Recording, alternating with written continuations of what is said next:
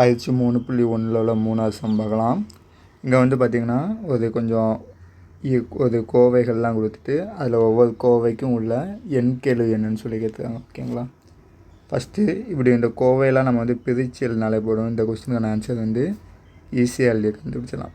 So -3 பெருக்கல் y பெருக்கல் x, இதை தான் வந்து பார்த்திங்கன்னா -yxன்னு சொல்லிட்டு ஷார்ட்டாக எழுதியிருக்காங்க. இதில் எது நம்பரு? -3 மட்டும்தான் நம்பரு. இந்த ரெண்டுமே பார்த்திங்கன்னா வேரியபிள், அதாவது மாறி.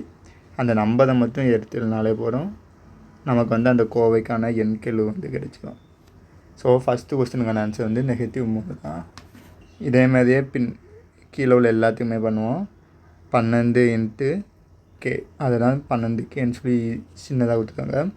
இந்த 12லையும் கீழேயும் நம்பர் வந்து 12.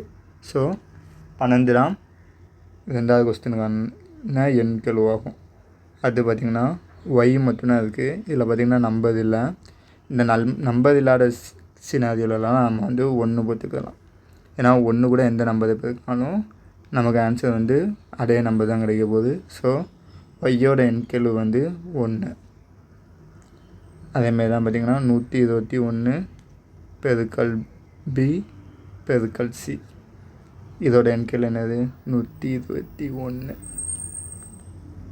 அடுத்து -x கொடுத்துருக்காங்க. இது வந்து ஹோம்ஒர்க் மாதிரி நீங்களே ட்ரை பண்ணுங்கள்.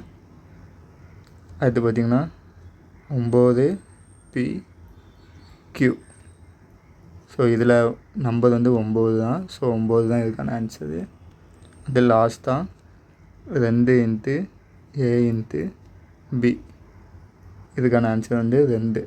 ஏன்னா 2 தான் இதில் உள்ள ஒரே ஒரு நம்பர்.